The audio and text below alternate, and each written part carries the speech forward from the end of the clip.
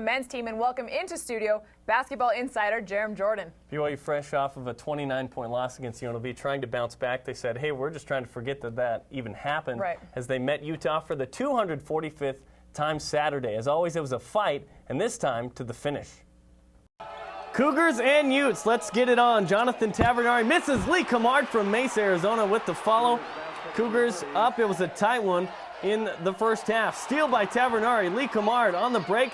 Give it to the New Yorker, Jimmer Fredette with the layup.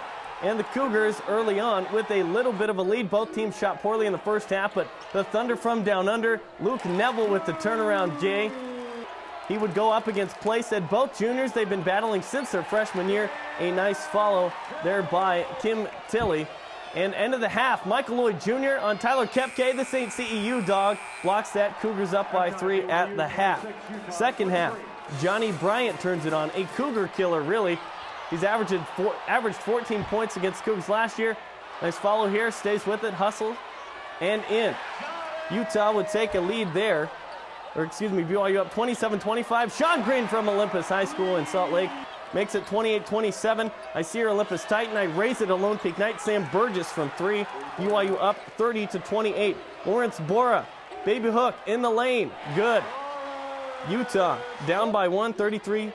Look at that dish from Bora to Green underneath. And Utah took the lead. Sam Burgess left-handed reverse. Nicely done from the former Knight, as mentioned. Over Chris Miles from Bora. And it was back and forth. Lead changes, bunch of ties. Lee Camard with the fadeaway, money. Now Luke Durcha with the follow from Serbia, and BYU up by 2. Durcha, would tie it, and the muss going crazy. They even put the muss on the Utah jerseys. You don't see Cougar United on the jerseys. Anyways, Durcha goes up left-handed, 50-50. This would become a classic. Sam Burgess for 3, huge with 2.5 left. 53-50. Tyler Kepke.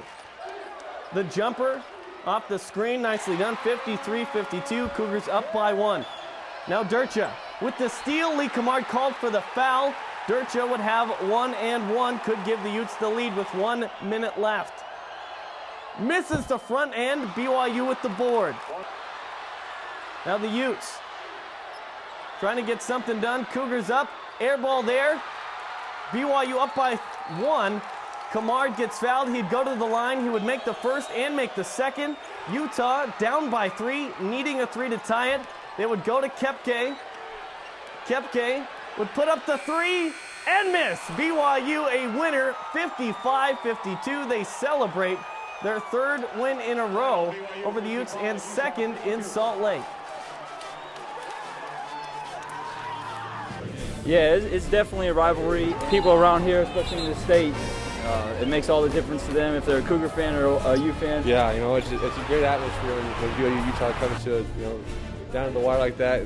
It's so fun to play here. The crowd's, a little crazy, but it's fun. It's just such a huge rivalry that kids, play a little extra harder for this game, I think. And if that means, shoving people or whatever, it happens out there.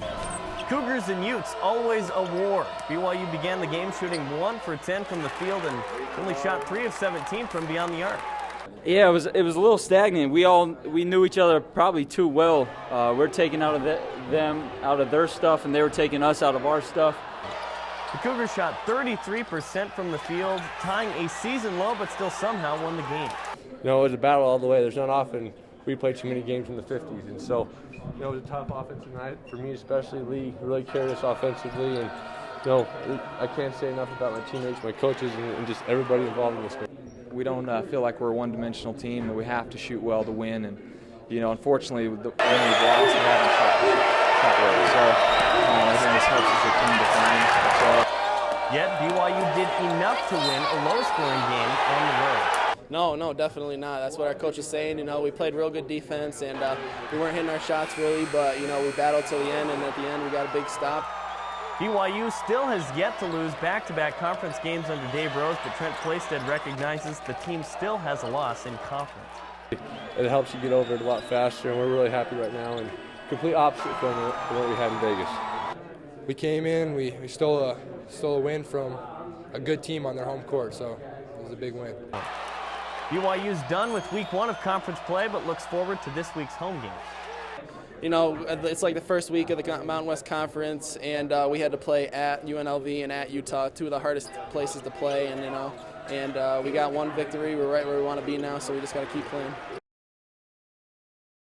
BYU has now won 3 in a row against Utah and 2 years in a row in Salt Lake City. The win gives the Cougars 5 points in the Deseret First Duel. Thanks, Jarom. Cougars now return home to the friendly confines of the Marriott Center, where they have been dominant so far this year. The Cougs average 24 points more at home and shoot a far better percentage from the field. Individually for the Cougars, Trent Plaisted almost doubles his performance at home. Jonathan Tavernari triples his.